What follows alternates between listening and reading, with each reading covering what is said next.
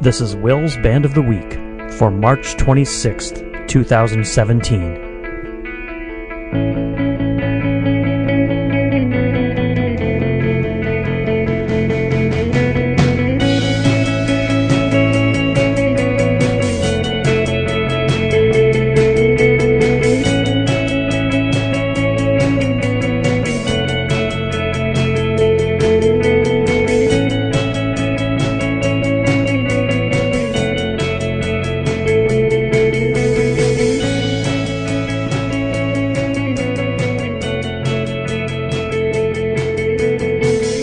Hello, and welcome to another edition of Will's Band of the Week. This is Will, along with Barrett, live in studio. Hey, Will. Hey, listeners. How's it going? Going pretty well. It's kind of a dreary day. Mm-hmm. The weather, I think, matches the mood of the city of Madison and the state of Wisconsin. In the basketball results, yes, our team got stunned at the buzzer. You know, they always talk about buzzer beaters, and this tournament this year has had very, very few buzzer beaters. I don't even know if there has been one before. Well, I was reading at the end of last weekend that there had not been any. Yeah. So this game had two. Right. It was objectively the best game of the tournament so far, probably. Right. Yeah, for sure. But the wrong team won, unfortunately. That's right. Florida won. Yeah, Florida over Wisconsin by 1 point. Yeah. Well, that's what the way are you it going to do? Yeah. I was going to go back and rewatch it and calculate the score as it happened. Just to, maybe they made a mistake. Right. If it's only 1 point, there could be anywhere. It's like a polling error or something. Right. Definitely could have been off by one. Yeah. Somebody's foot on the line. Yeah. They're shooting a 3-pointer, or just some bad math. Yeah. It's a really good point. They probably should protest the game, and it's like maybe like a recount of a vote. You have to recount the score. Yeah. Yeah. Anytime it's a 1 point game. Yeah, they're going to have like 100 people watching it and tallying it. Right. And then if they don't all say that Florida won, then you just have to call it a tie and it would be a do-over. Right. Yeah. Boy, that's a great idea. Should try that. So, anything else? Well, preliminaries? I don't know. How are we each doing in our basketball pool? It's you and me against another guy. Who is the other guy? Some guy called like Big Guy or something. Big Guy. That. I guess I we thought should it was going to be Nicholas. I'm gonna look it up. So just hold on. Okay, I found it, and I am in the lead right now. Wow. And you're in second place, and the Big Guy is holding down last place right now. Maybe we can look at. It looks like I've got 65. We're recording this midday Sunday, so there's still some games left on Sunday. I've got 65, you have 57, and Big Guy has 51. Mm-hmm. But maybe we can look and see. I have like a pretty bad. I had Arizona and Virginia in the Final Four, so those teams are gone. But I do have North Carolina and Oregon still left, so I have a few more possible points. Not a lot. Let's see about you guys. Yeah, I don't remember it all, but here we go. Okay, we don't have alive yet. Let's see. Well, not looking too good. Is UCLA still in it? No, they lost. Okay, well then. Virginia, Notre Dame, UCLA. You've got Kansas still left, but then you have UCLA as the champion, so that's a problem. So I think you're kind of out of it. Yeah, it looks that way. Let's see if the Big Guy has any prospects. He's got Oregon winning it all. So if that were in, he's also got North Carolina. So I'm not sure if he could maybe catch me if Oregon wins the whole thing. I would say he definitely would. If Oregon wins, he's got it in the bag. Well, we're going to find out. All right, stay tuned, everybody. There usually comes a point in time, I'm in this bigger pool every year, and there usually becomes a point in time where I realize that I'm just out of it. So then I'm just purely watching the tournament as a fan and not rooting for my picks or anything anymore. Yeah. And this has now reached that point because I had Arizona winning it all, and a couple other teams in Virginia in the Final Four. So, I mean, it's not like I'm going to win a pool that has like 60 people in it with those picks. Right. You got to be pretty good to win a pool that big. Yes. Yeah. I think I'm just done watching it. I'm not going to watch anymore. I'm going to watch kind of casually, and I think, some of the games, a lot of times I turn the games on or check the score, and if it's close, getting late in the game, then I'll definitely watch it. So, yeah, a little bit of a fair weather fan. Yeah. I'd like to see him do something about the excessive timeouts. Yeah, there are. I'm not sure if there are more timeouts than a regular season game, but I think they're longer. I think the halftime is longer. They squeeze more time in for commercials. But that's fine. But I mean, I don't know. Like at the end, okay, call a timeout, and then you're going to inbound the ball, and then the other team calls a timeout when they see what you're going to do. It's like, give me a break. It does get a little bit. That's really hard to watch. Excessive. Yeah. I don't know. Yeah. Anyway. Okay. Well, we have kind of a little of everything. It's just completely going to be a $0 worth podcast because every little tiny feature of the podcast will be brought out. So let's start with this. And now it's time for the death of the week.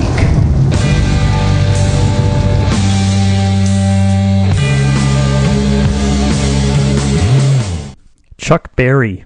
Yep. That's a 90. That's a major death of the week, right? Yeah, he's a heavy hitter for sure.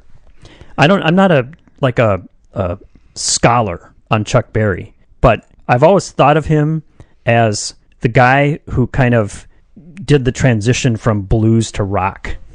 Yeah, I mean like everything he played was kind of a blues riff, but it turned it into like a rock and roll song. Right. Right? Isn't it kind of like that? Yeah, kind of. I mean, I think there were others that did that too. Like Fats Domino was like New Orleans blues / piano rock. Uh-huh. And again, like you, I'm not a real scholar, but the thing I always thought about him was that, yeah, he did the big song that we'll play here, and that a lot of the rest of what he did just kind of sounded like that. But I did go through and listen to, a lot of his biggest hits were, they're all from like 55 to 58. And there's a lot more famous and good songs that are, they don't all sound the same than you would imagine. So anybody that's got an idea like the way I had about Chuck Berry, do yourself a favor and go and sample through or even listen to the whole thing, one of his greatest hits packages, and I think you'll be surprised. Yeah, I think that happens with a lot of artists where there's a certain maybe style of song that gets all the popularity, but then there's probably more to the artist if you get into the deep cuts. Right. This is definitely not a deep cut, but I think we'll play the super hit Johnny Be Good.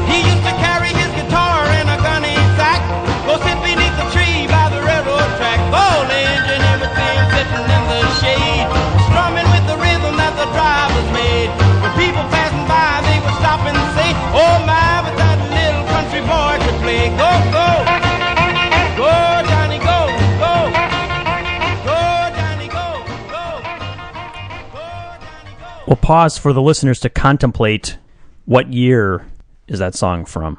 Everybody think now. We don't have that music, that thinking music, but you're all doing that at home now, right? I think they are. Would you have known when this came out? I think I would have guessed. I could have gotten within 2 years. Yeah, you would have gotten closer. I would have been off by about 5 years. I would have guessed like maybe 1964, but it's 1959. Yeah. According to Apple. Apple must be right. Right, you would think. I don't think it was a reissue from 1959 of an earlier. No. Yeah. Chuck Berry was from St. Louis. Middle America guy. Mm-hmm. Right? Yes. And boy, he lasted a long time. Did you say he was 90? He was 90. And he played well into his 80s. He was playing gigs. playing into his late 80s, because I read within the last couple of years that either once a week or once a month he would play at this club that he owned in St. Louis. And I was like, oh my God, I have to go down there sometime and check it out.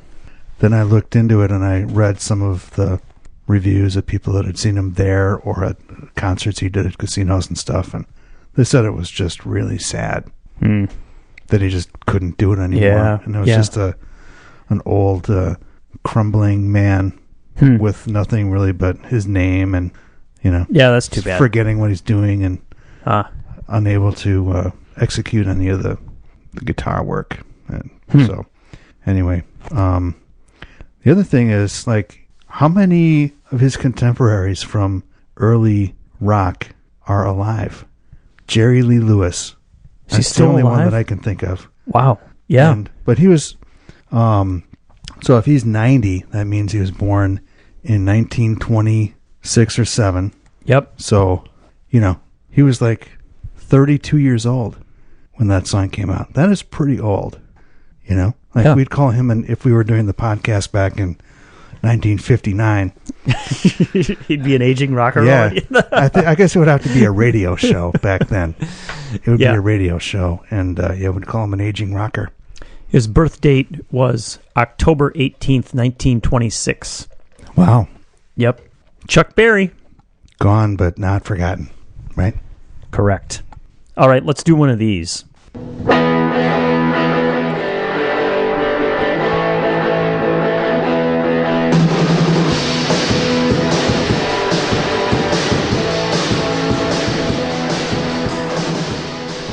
Okay, it's not really necessarily appropriate music, but I thought we ought to give some credit to Chris Otepka, who came to your coffee shop, and that was cool. That was cool. And now he's almost an aging rocker, right? Yeah, I'm not sure an aging rocker. He is, but he's got to be 35, right? At least, right? Because he's been coming there for 10 years. We should have said to him, hey, Chris, how old are you? We would need to figure out. That's a good point. We could have just asked him. But that was cool. So you had a really good spot there. Yeah, because everybody took the seats in the back, and one of the only seats left was like right next to him. Yeah, so you were standing, or you were sitting, 5 feet away from him. Yeah. And really nobody around you at all. You were almost like... Right. Well, there was another guy... Seat of honor. Across the table from you, there was another guy. Yeah, another guy sat there. But, yeah. Well, it was appropriate. He probably was generally, in his mind, he was probably performing for me, right? Right. I mean, I'm sure that's what people normally would think. If they see me in the audience, they're like, I got to perform for Will. Right. Right. Maybe that made him nervous, though. That could be, yeah. But I didn't wear the suit and tie that I usually wear and glare at him like a record company executive. Right. So that he probably felt a little more comfortable. Right. Taking notes and... Yeah. Yeah. Do you think he's got a Wikipedia page? Let's look. While you do that, I'm looking up his birthday. There's a Troubled Hubble webpage. That was one of his former bands. But he doesn't have his own. So, let's see. It says Troubled Hubble was active beginning in 1998. Okay. So that would mean... So let's say he was like... If he was 18, then he would have been born in 1980, and he'd be roughly 37. Yeah, that's probably about right. Yeah. Well, anyway... yeah, he's like the perfect kind of guy to get at your coffee shop, right? Because he can pull off the acoustic guitar singer thing. And you're gonna have to remind me of the name of the opening guy. The other guy's name was Jake McKelvey. And I was asking Chris how he found this guy. I can't even remember what the story was, but it was like he was a perfect match. Right, like a 10-year younger version of Chris, right? Yeah, and he's from Massachusetts, and. Like you said, it was a good match, maybe even a little bit too similar. I commented to Chris that, that he sounded very reminiscent of, well, when I say Chris, I mean our Chris, that the opener sounded reminiscent of Chris Otepka, and Chris's comment was that it sounded like he was doing an impression. That's how similar they were. Yeah. But then later on, like, I'm not sure. I think I saw this on Twitter, because the guy followed me on Twitter and I followed him back at the coffee shop did rather. And they played in Nashville a couple days later, and there's a picture of him at a what might be a famous like used guitar store, taking a picture with Jay Mascis behind him, sitting there testing out some guitars. That's cool. That's and fun. he said that he traded riffs with Jay Mascis. Whether that means that's the way that Jay, like, did he sit down next to him and like a little, they were doing a thing, or was it just one guy was, just kind of pretending he's jamming with another guy that doesn't know that that's happening? I have no idea. That'd be a great form of sort of harassment if you were in a guitar shop and somebody was testing out a guitar playing and you just started playing along. Yeah, like a little trying to match their or try to match their chords and stuff. Yeah. Be fun to do to some classic rock guy in Guitar Center. Yes. Right. He starts playing the Zeppelin riff and you try to like layer a lead over it. Yeah. If I was good enough to do something like that, I might actually try it. Yeah, I couldn't do it either. So, all right, Chris Otepka, very good. Yeah, that was very good. Yeah, I think I was thinking that you haven't had all that many live acts in your coffee shop recently. No, I think I've talked about this before, the way that, it's really, I don't know, it's a hard thing to do. First of all, you have to go back to work at 6 or 7 p.m. Right. Yeah. Instead of not working. So working is usually not working is always preferred over working. Yeah. So there's that element to it. Plus, just being really nervous all the time about whether or not people are going to show up. Right. Because you usually don't miss that. So that's why we do like Chris Otepka. We know people will show up, and Yves Barzilay, same thing. Right. And you're dealing with when you're dealing with small numbers. And if you're forecasting a group of 15 to 20, there's always that risk that it's going to be 5. Right. So you're right. You have to have people either who have some kind of following that they've been there before, or if if somebody gets in touch with you, you have to kind of warn them that if they don't have any like known fans in Madison, that maybe nobody's going to show. Right. And that it's never been like literally nobody, but you get some crowds where it's small enough that, let's say that I knew you were coming. But man, this crowd is really small. I hope, there's Will. Okay, now it increased by 25%. Right. This isn't too horrible. Yep. So, yeah. But, but it's fun. But I was thinking I've got the perfect person to be the next person to play at your shop. Ooh, who's that? Ted Nugent. Yes, right? Absolutely. Wow. Because the guy across the street was a roadie for Ted Nugent, right? That's right. I forgot about that. Yeah, so he'll just bring Ted in, do a little acoustic Ted. Mm-hmm. Maybe he could do just him and his electric guitar and a big Marshall, and then do like Ted Nugent insane political rantings. Yeah. Right? And it'd be such a novelty for him. He'd say, have you ever played a coffee shop? Or maybe not since since he was really young. Yeah. Yeah. I'm only being half serious about that, but I am 100% serious that if you could get like solo acoustic 38 special, that would be absolutely unbelievable, right? That would be incredible. If you just got like the singer to play like, Hold On Loosely acoustic version. Yeah, why not? That would be unbelievable, right? We could pitch it as a way for this guy to... What's his name? He's a Van Zant, right? Is it Donnie? Donnie Van Zant? Donnie but there's Van Zant. there's a guy who's not a Van Zant that I think sings some of the hits. I think Donnie Van Zant might have quit. Yeah, I think he might have. He's the guy that would wear the hat, and now he's gone.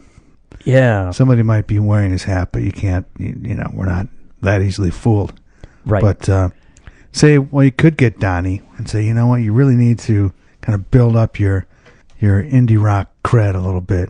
Yeah. You've got, was it Blitzen Trapper or whoever? Somebody played what was that? No, Surfer Blood. So that was the beginnings, right? Yeah. And we've been kind of promoting that a little bit, but you need to take the next step and play some intimate coffee shop venues. Yeah. Solo acoustic. Don Barnes. That's the guy's name. Just looked it up. Don Barnes. Yep. Don Barnes solo act at the coffee shop. That's what you gotta see. There's a picture of him right there. You see. Oh yeah. He's from Hankinson, North Dakota. Wow. Well, I thought he'd be from Florida. Yeah. Well, he was traveling the country trying to find just the right group of guys to form a rock band that would make music history. Well, if he is like maybe playing with them down in Florida, we're like right on the way back to North Dakota. Sure. Yeah. Easy. He'd probably take 90. Yeah, on the interstate, just swing on over. Yeah. Yep. We'd even like pick him up at a truck stop along 90 so we wouldn't have to, get lost trying to come into town. I don't know if he listens to the podcast, but if he doesn't, certainly his agent probably does, right? Well, if he's got a good agent. Yeah, I mean, well, You'd have to basically, listen to everything. I think pretty much Read everything. all the influential agents out there probably do listen to the podcast, I would think. Like, Right. They'd be foolish not to, right? Yeah. Well, we've got like 15 of them here in the studio with us right now. Yeah, they're behind the glass, so Right. and it's soundproof, so you can tell they're really enjoying themselves. They are a little Yep. bit too much actually. Yeah. In the case of a couple of those guys. I noticed the last comment I made, they all smiled. They thought it was really great. So Yeah. they're really enjoying the show. Yep. Yeah. They were getting the thumbs up. All right, thumbs up, guys. Yep. Cool. So, well, isn't there a group of like 10 bands that are kind of like Will's Band of the Week legends now? You got Wilco and certainly. Surfer Blood and oh god, now I'm gonna blank out. But there are a few bands where we've probably reviewed like 3 or 4 of their albums, right? This would be another one that we're doing today, And, right? yeah, that's what I was leading up to. Like The National would be one. Yeah. So yeah, real estate. Yes. We're talking real estate today. Mm-hmm. And, it's good when a real estate album comes out, right? It is. I think generally it is. Now, this is a bit of a, I don't want to say it's like a turn for them, but there's something different about this band now, and that is that their lead guitar player, Matt Mondanelli, who also performs with DuckTales, that's his band, he left. He's not in real estate anymore. Right. So if you pay attention and think about it, I think he's kind of missed a little bit. Like I do miss his parts.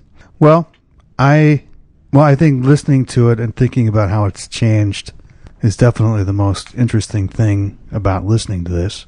But I think it's a nice change. The new guitarist is Julian Lynch, who lived in Madison for a while. Yeah, he was in grad school. Yeah, And so there's a connection. Yeah, he played at the coffee shop. Like, when was that? It's before I knew who he was at all. Okay, now that's cool. Yeah. Connection there. And I think we see Real Estate at the High Noon, and Julian Lynch was like played along with him. Not in the different band. I know that I saw them last year in June in San Francisco, and it was either the first or one of the first gigs they played with Julian Lynch.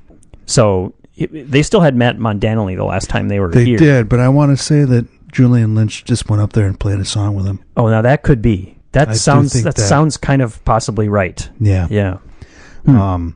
Anyway, I think, maybe after listening to a couple of the examples, we can talk about ways that the new sound is similar and different. Okay. You clued me into a couple of your picks, but Sure. Do you want to take the first one? Sure. I'm going to choose song number 5. That's Two Arrows.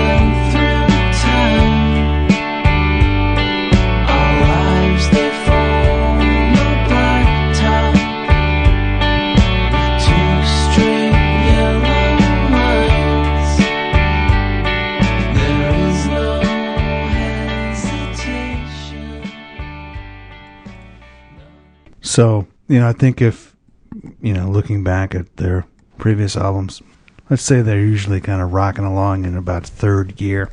This is a little bit of a downshift. Yeah, that song down for into sure. Second gear there. Yep. And it still has, the guitar in the background is kind of doing its own thing, almost unrelated, completely unrelated to, the vocal melody, which is kind of a signature of what they do. Right. And they have, with a new guitarist, they are still doing things that way. So I don't know if when Julian Lynch came in, they said, look, I know you probably have your own ideas about how to play the guitar, but we need you to do it like this. Yeah, I don't know how that would work. I don't know. Because it's not a drastic no, difference. it's definitely not drastic. Yeah, it makes you wonder if they record like a basic track and they're like, see what you can do, see what you can come up with. Right. And then they're like, no, that's bad. Try something else. Go back and listen to our old albums, man. Yeah. Yeah, I don't know. But, I think I assume that Martin Courtney, the singer, is sort of the main songwriter and comes up with most of the basic song structures, and then they kind of build around it. That's always been kind of my assumption. So in that respect, it definitely has the theme of a real estate album, Yeah. And I think because their last one I loved so much, I think it was in my top 2 or 3 of the year. So I don't think this can quite match it, but I do think it's really a generally solid album. Yeah, I agree. And I'll play one. I think I picked songs that are more like the older real estate. So the listeners can decide what they think. I'm going to play track 3, Stained Glass.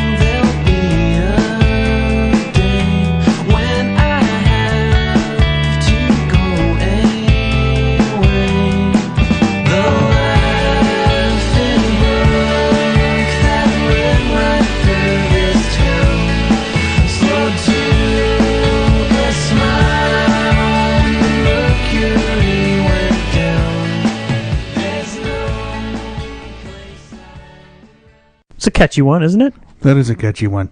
Yeah, and I think as you said, you chose one that is more in line with how their older stuff sounded. Yeah. Yeah, they kind of go from, they don't ever totally rock out. No, but they go from like the slow laid back to the mid-tempo kind of laid back. Right. Right? That's the real estate vibe. Yeah. And when you think about something that's kind of, pretty low-key and kind of simple sounding and whatever, it doesn't sound like something that could be distinctive. To sound like those descriptors make it sound just like run-of-the-mill. But it's really anything but that. Nobody really sounds like this. Right, and they're really good at one thing they did well. Like I've already said that I miss Matt Mondinelli, which I do, but they still have this idea that you take at least 2 guitars. Sometimes they cheat and probably add a third one on the recording, but You're taking two guitars and mixing them together to make them sound interesting, right? Right. Yeah, so that's cool. Yeah. Yeah, why not do that? Yep. Want to make another pick? Sure. My other one, I think it was number 8. And this one's got kind of a bossa nova beat that I thought was interesting. Okay, but this is the test now. Will you have described this correctly or not? I might be choosing the wrong Yeah, it might be song. completely different, right? Yeah, we'll see. Yeah, it's called Time.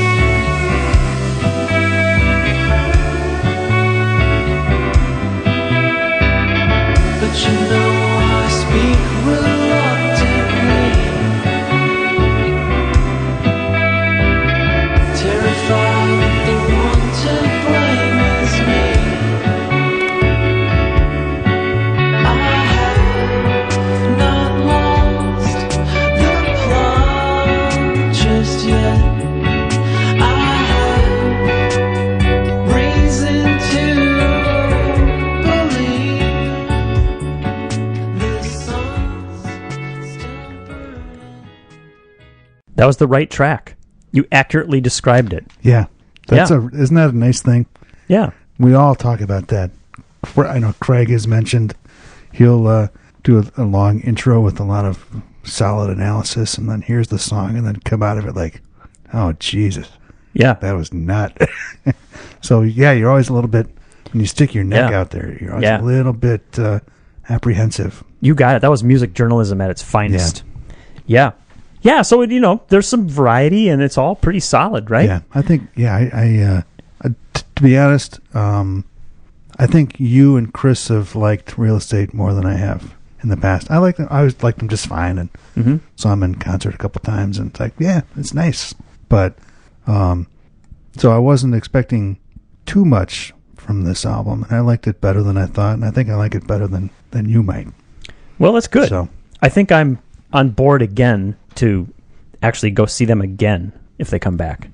Yeah. Because why not? I mean, why not? It would be good, I think. Let's do a bonus because this one's a really super catchy one. So I think we should play it. It's called White Light.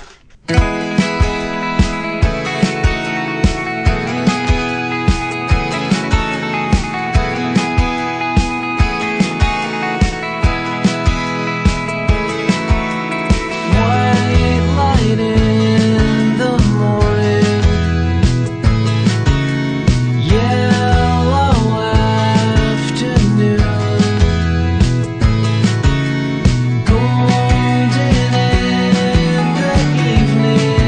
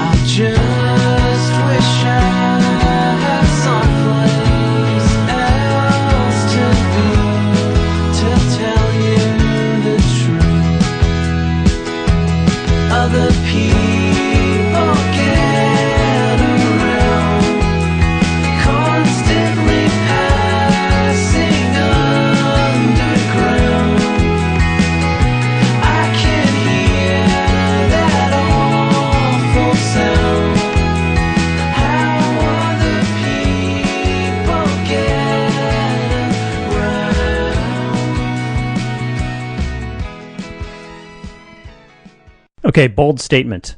If that song were released in 1977, it would have been a huge hit. Right alongside "Take It Easy" by the Eagles and some Fleetwood Mac song. Yeah, right. England Dan and John Ford Coley. Yeah. I mean, I think that's a great song. I should have played that one first. I like that one a lot. Yeah, I think that's one of the catchy ones on the album. And I think, I haven't listened to any of the other Real Estates in a little while, but that's quite a bit catchier than the typical Real Estate song, which just kind of ambles along. Yeah. Usually. This one's a lot more, I don't know. But every album that they have, I think, has at least a couple of tracks that are pretty outwardly catchy. Mm-hmm. So, very solid band. I think they are holding their spot in the Will's band canon. Is that the right word? Canon? Yeah. It's a good word, right? That is a good word. Yeah. You know what that made me think of? Remember private investigator Frank Cannon? Was that the one in the wheelchair? No. No, that was Ironsides. Ironsides, right. Then there was Kojak, too. Cannon was like... Cannon had a big mustache. Big fat guy. Right, he had a big mustache, and he was like 5'4" and 300 pounds, and he drove a great big Lincoln Continental. Can you imagine that show getting on the air today? No, probably not. It's impossible. Well, there were so many of those private investigator shows, right. And they were like, to me, when I was a teenager, that was like the most fun genre of TV show. Yeah, for sure. There was Beretta. Oh, right. And there was Barnaby Jones and Mannix. Barnaby Jones. That's a ton of them. Yeah, and Rockford Files. Yeah. Yeah. Huh. There you go. We're just spewing that. Chris could just like destroy me on usually like any pop culture type thing, but I probably know more 70s private investigator shows than he does because he wasn't alive yet. Right. He was alive. He was like 6 years old or something. Yeah. Yeah. Yeah. No question. Yeah. I don't know. Maybe Chris watched Frank Cannon when he was 6. I doubt it. I doubt it. Yeah. There was was that on CBS? I think it was on CBS. Whatever. But there's an executive meeting at one of these networks, and like somebody had an idea. All right, here's my idea. Private investigator, right? Okay, there's been a lot of those shows, but has there ever been one with a morbidly obese man? Like, oh, you're right. Yeah. We haven't done that yet. Right. We've done a guy in a wheelchair. We've done a really old guy, Buddy Epson. Right. Yeah. We've done a guy that lives in a trailer, Jim Rockford, but we have never done a super fat person before. Let's do it. Oh, there was also a policewoman with Angie Dickinson. Oh yeah, I never watched that one though. I must have been a little bit. I was probably a little sexist. bit older. The guy who played Cannon, well, I just looked this up. William Conrad was his name, and the show went from 1971 to 1976. William Conrad, he died in 1994. Yep, from Louisville, Kentucky. So that's interesting. Yeah. All right. What if you could listen to every single podcast in the world that was put out this week? How many of them do you think mentioned William Conrad? Probably, this is the only one. I think probably. Yeah. Should I put William Conrad in the metadata or whatever? What do you call Definitely. that? Yeah, the metadata tag in or whatever. The tag, right? And except that tags aren't they always just one word? Well, or do you put in quotes or something? Well, I mean, if you're doing like a tag, like a hashtag thing, that would be one word. But for metadata, you could do anything. Just throw it in there. You could attach an Excel file. Okay, well, we'll see. And all the William Conrad fans will come out of the woodwork and start listening to our podcast then. Right? I wonder if he ever recorded any music. I don't know. Maybe he was a rocker. I didn't read the whole Wikipedia article. So, all right. Should we talk about more music? Yes. I told you about this band. Did you ever get a chance to listen to Rolling Blackouts' Coastal Fever? Hold on 1 second. William Conrad singing Moon River in 1977. Wow. Yeah. So he did do some music here. Yeah. And My Way, he did. Yeah. Did a Dean Martin, Nancy Sinatra, and William Conrad did a thing on TV. So. Oh, TV special thing. Mm-hmm. There you go. Everybody did some music back in the 70s. Yeah, I guess so. Okay, how about Rolling Blackouts Coastal Fever? Nicholas's buddies from Melbourne. Mm-hmm. Well, I assume they're Nicholas's buddies, like we always do. Nicholas is probably in the band. That's true. He just didn't want to tell us because he knew that we would love the album and therefore we would promote him without having to disclose a conflict. Right. They had an EP about a year ago, and now they've got another one. And they've signed to, they're from Melbourne, but they've signed to one of those indie rock legendary labels. I always forget whether it's Matador or Sub Pop or somebody like that. I think it's Sub Pop. I think it is too. And so this is called The French Press, and it's 6 songs and 23 minutes. And a worthy 6 songs, 23 minutes, in my opinion. So let's start by playing something. A lot of good stuff on here. Let's do track 2, Julie's Place.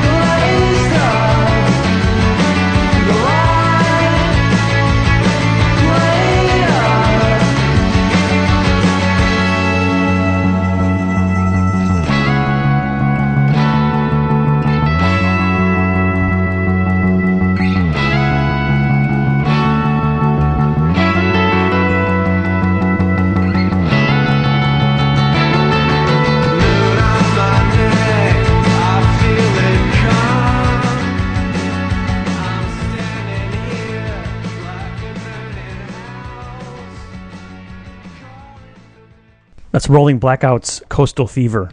They recognize their name is long, so a lot of times you see it listed as Rolling Blackouts CF. Yeah. So, yeah. Yeah, I didn't get a chance to listen to this. So, but I think I hear Nicholas's voice in there. It's in there somewhere. Yeah. This is very good Australian jangle pop, I think. And it's a lot of the songs are a little bit longer than, your typical, 3-minute jangle pop song. And they're just really well crafted and interesting and good. So that's my review. Yeah, that's good. And let's play another song. This one's got a little more of like a sort of a downer vibe to it, which is cool because it's kind of a contrast from the bright jangle pop. I like it. It's called Dig Up.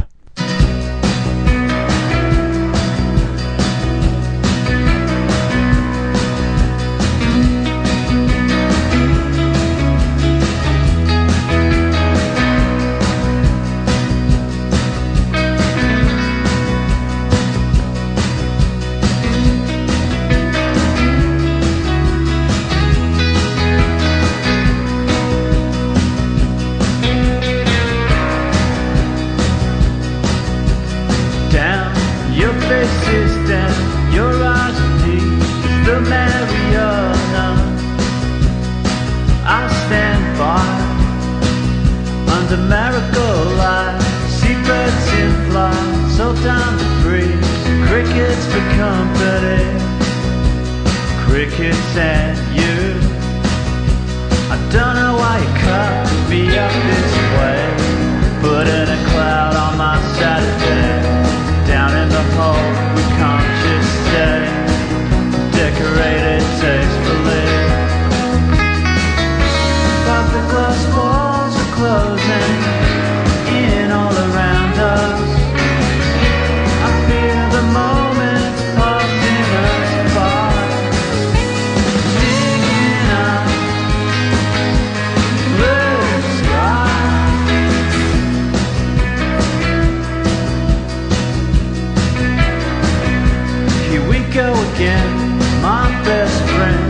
my only one, my Angelina.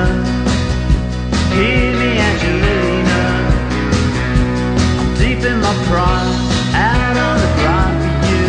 Catch up the year, meant for all seasons. Would you agree? And there it goes, our only chance. Look at it shimmer out in the distance.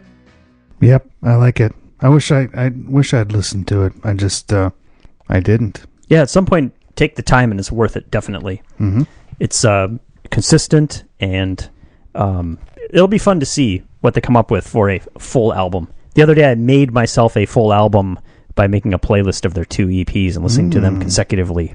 Yeah, and I liked it. Which I liked the one last year. I think this one's even a little bit better. So really cool. So here's a fun thing, and I think you're going to get this because I don't think it's very difficult. But there's a song on here that has a riff that's reminiscent of another well-known song. Oh no! Isn't that always fun? Oh, you'll get it. I think It's too much pressure. you're going to get it. It's track 3, "Sick Bug."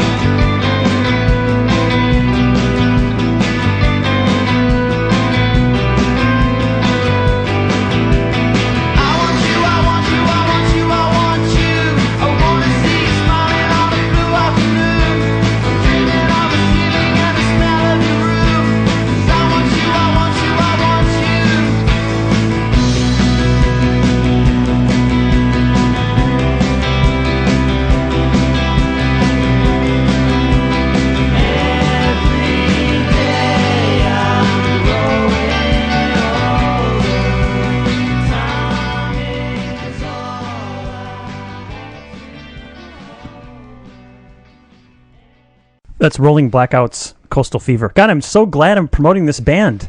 I really like this a lot.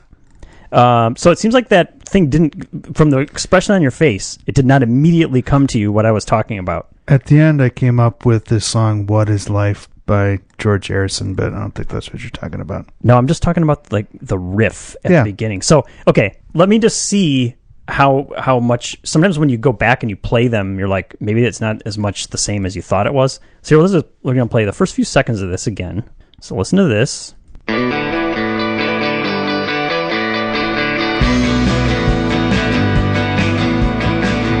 Okay, got that? Okay. Okay, now listen to this now. it's not the Hoodoo Gurus, is it? Nope. Okay, yeah. That's funny. Okay, maybe it was more rhythmically than actual chords. Yeah. That's Don't Fear the Reaper by Play- Blue Oyster Cult.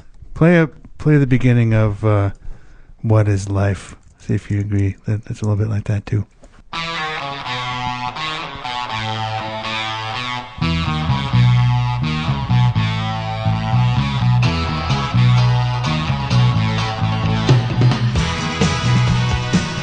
A little bit. Yeah. It's funny how there are so many little components of so many different things you can recognize, right? Yeah, Okay, so I think that was pretty good music trivia right there. that was fun. Bottom line, people need to check out Rolling Blackouts Coastal Fever. This is, Will's band could have signed them to our label before Sub Pop got them, Right. and we failed. So, Well, their loss, right? yeah, I I know. don't know that Sub Pop has the. I just don't know that they can promote them the way that we could.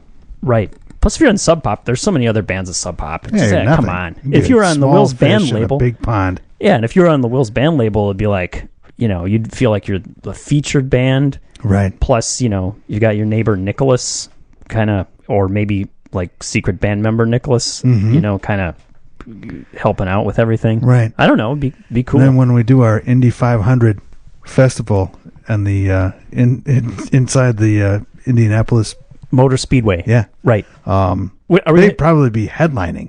Yeah, think about that. Yeah. And it's 500 bands, right? 500 bands. Yeah, I mean, that's only a quarter the size of South by Southwest. They have 2,000, I think. Yeah, but I mean, this would be, the track is 2.5 miles, right? So yeah, you could put the stages basically a mile apart from each other. Yeah, or you could even have them like about a half mile apart. You could have a whole bunch of stages. It would just be unbelievable. Right. And then there'd be like 100,000 cases of beer in the middle. Right. Yeah, and like 500,000 people. Yeah. 500,000 people could be sitting in the stands too. Yeah. So yeah, that'd be pretty cool. And you know that they don't have neighbors that object to noise because they have car races. I know. Think how loud the bands could play. I know. It'd be unbelievable. So yeah, got to get working on that. Yeah. Should we give the listeners a bonus?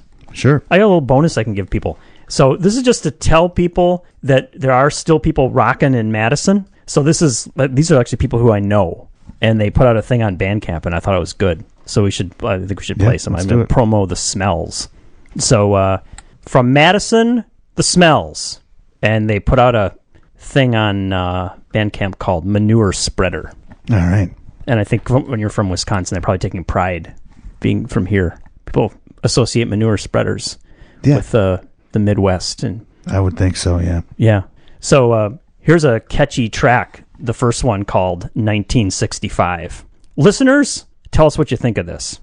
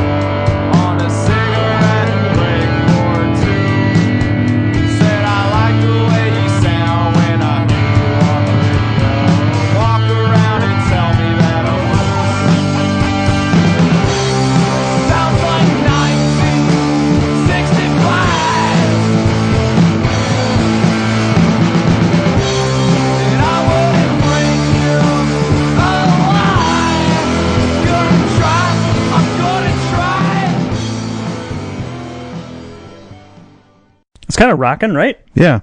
When the guitars drop down a little bit, it sounds kind of like Stephen Malkmus. Right. That's what I thought too. It's kind of like a louder rock pavement thing. Mm-hmm. But the people are still rocking in Madison. Here's another snippet. It's called "Another Hit in a Car."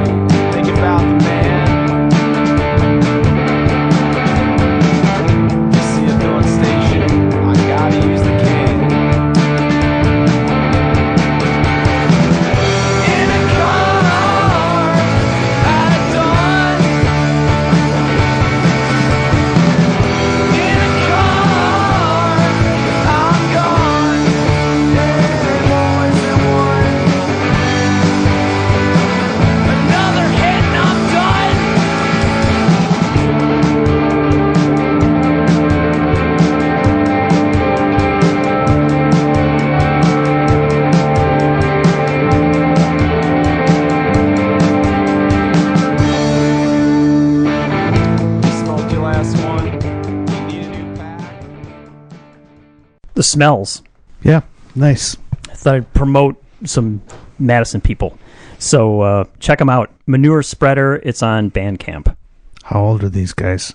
They're, well, the bass player who's a common member in my band, she's probably... Now I'm going to like embarrass myself by saying how old she is, right? She must be 50. No, Good aging rocker. Edit that back out and say that she's like 32. Yeah, okay. She's about 30. Yeah. That's the same age as we are. She has to be at least 45. Okay. But I didn't ask her how old she is. And the other guys, she's the only female member. She plays bass in this band. And then the three guys that seem a little bit younger, but they're not like 25. They're like maybe they're late 30s or something. Okay. So I might be completely wrong, but yeah, they're Madison people and they're rockers and they're good. All right. So there you go.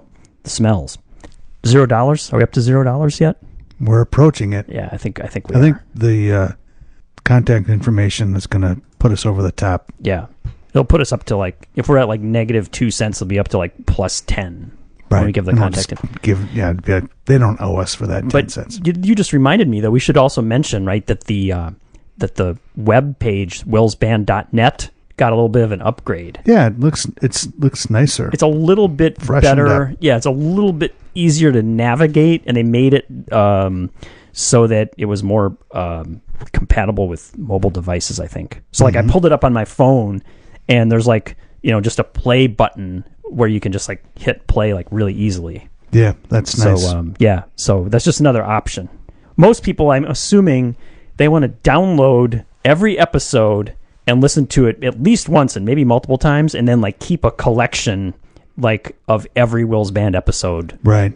Most people probably want to do that. But in case you're just a slightly more casual listener, just whip it up on willsband.net and there you go. Right. So we like to give people multiple options. Yeah, not everyone's the same. Yeah. This isn't a one-size-fits-all podcast. You can customize it. It's like the real Your own world. needs. People are different. Exactly. Yeah.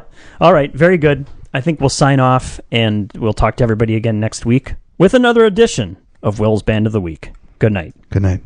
You can subscribe to the Will's Band of the Week podcast using iTunes or any other podcast app. All of our podcasts are also available directly on our webpage, willsband.net. You can contact us directly by email to willsband@yahoo.com, on our Facebook page, or on Twitter @willsband. The Will's Band of the Week podcast is brought to you every week from Fourth Bedroom Studios in Madison, Wisconsin. Our theme music was composed by Grant and performed by Grant and Will. Thanks for listening.